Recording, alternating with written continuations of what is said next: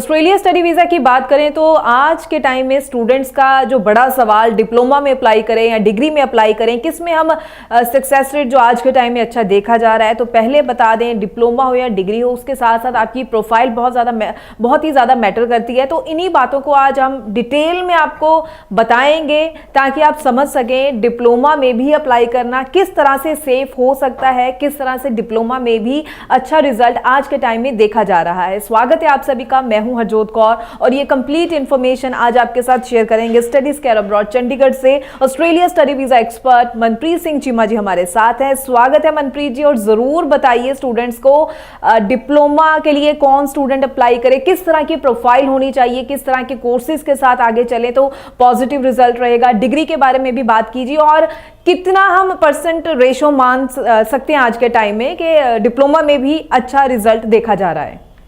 जी Harjot ma'am, देखो diploma actually इसमें क्या है कि कई बार लोग सोचते हैं कि शायद हम सिंगल डिप्लोमा की बात कर रहे हैं, तो मैं यहाँ क्लियर कर दूँ, ये सिर्फ डिप्लोमा नहीं है, ये डिप्लोमा लीडिंग टू डिग्री है जिसको D2D बोलते हैं। बेसिकली होता क्या है कि कुछ बच्चे की बहुत कम परसेंटेज रह जाती है +2 में, 60% या 58% रह जाती है, जो कि बच्चा डायरेक्टली बैचलर्स के लिए एलिजिबल नहीं होता, या फिर आइल्स में बच्चा बार बार ट्राई कर रहा है लेकिन वो 5.5 से ऊपर जा ही नहीं पा रहा। तो उस केस में क्या है कि यूनिवर्सिटीज़ ये बोलती हैं कि ये आप सिर्फ एक ही चीज़ में थोड़े से वीक हो, जहाँ तो आप आइल्स में वीक हो, जहाँ आप अपने एकेडमिक्स में वीक हो, तो we will do one thing कि हम आपको अपनी यूनिवर्सिटी के ही डिप्लोमा में एडमिशन दे देते हैं। 1 साल आप डिप्लोमा करेंगे, 2 साल फिर आप उसके बाद आपको ट्रांसफर मिल जाएगा बैचलर्स में। तो बेसिकली आपको at the end of the day bachelors degree मिलेगी, तो उसको डिप्लोमा लीडिंग टू डिग्री बोलते हैं, D2D प्रोग्राम।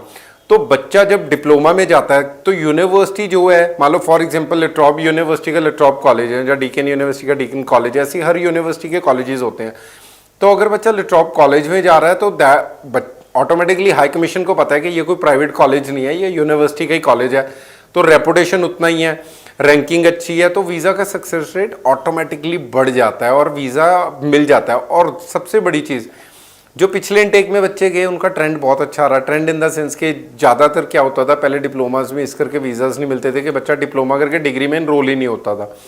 लेकिन पिछले जो इनटेक निकले हैं उनमें हाई कमीशन ने देखा कि मैक्सिमम बच्चे डिप्लोमा वाले रिटेन हुए यूनिवर्सिटीज़ के पास, और वो बैचलर्स के सेकेंड ईयर में उन्होंने अपनी फ़ीस डिपॉजिट करवाई, मतलब वो ट्रांसफ़र हो गया आगे डिग्री प्रोग्राम में।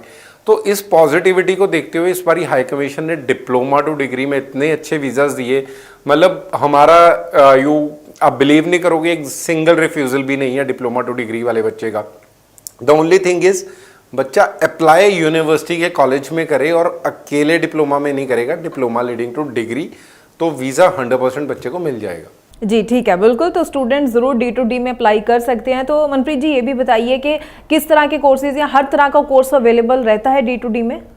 बेसिकली सारे कोर्सेज ही अवेलेबल होते हैं, क्योंकि डिप्लोमा बाद में जाना बच्चे ने बैचलर्स में ही है, तो बिजनेस के कोर्सेज भी होते हैं, IT के कोर्सेज भी होते हैं, हेल्थ साइंस के कोर्सेज भी होते हैं, इवन नर्सिंग में भी पाथवे मिल जाता है बच्चे को। तो बहुत बेनिफिट है इन कोर्सेज में जाने का भी आज की डेट में। तो बच्चे जो पहले मिथ था कि शायद डिप्लोमाज में वीज़ाज़ नहीं आते, वो हाई कमीशन ने पिछले इनटेक में तो ख़त्म कर दिया। हमें तो सारे वीज़ाज़ मिले हैं मोस्टली। तो मैं बच्चों को यही बोलूँगा कि अगर आप किसी भी चीज़ में, मान लो आइल्स में थोड़ा सा वीक रह गए हैं, जब अकेडमिकली थोड़े से वीक रह गए हैं, तो rather than choosing a country ऐसा या किसी प्राइवेट कॉलेज को चूज़ करने से अच्छा किसी आप एजेंट की बात सुन के किसी प्राइवेट कॉलेज में अप्लाई मत कीजिए, आप यूनिवर्सिटी के ही डिप्लोमा में अप्लाई करिए, डिप्लोमा लीडिंग टू डिग्री, और आपको बहुत अच्छा पॉजिटिव रिस्पॉन्स मिलेगा हाई कमीशन से भी और यूनिवर्सिटी से भी। मनप्रीत जी इसके थोड़े प्रोसीजर के बारे में भी ज़रूर बताइए। डिप्लोमा स्टूडेंट का जब क्लियर हो जाता है उसके बाद डिग्री कंटिन्यू होती है, तो किस तरह से हम डिग्री वाले स्टूडेंट से इसका प्रोसीजर हम डिफरेंट मानते हैं D2D का? सिर्फ इतना ही फ़र्क है, एक बच्चा डायरेक्टली बैचलर्स के फर्स्ट ईयर में जा रहा है और एक बच्चा 1 साल डिप्लोमा करके सेकंड ईयर में जा रहा है। तो जो डायरेक्ट बैचलर्स में है या जो डिप्लोमा में बच्चा है, उन्होंने सेकंड ईयर में जाके एक ही क्लास में मर्ज हो जाना है।